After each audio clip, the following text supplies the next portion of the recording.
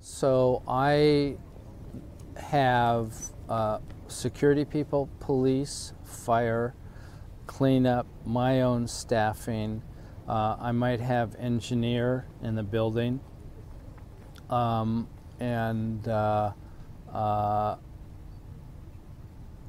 anyone else that could affect me. I might have personnel from the city that I might need to drop by and be responsible for. It just really depends where I am. Bureau of Land Management, for instance. So it's going to depend on that location, but those, for the people that I've mentioned, are always a stable that we're going to have costs for.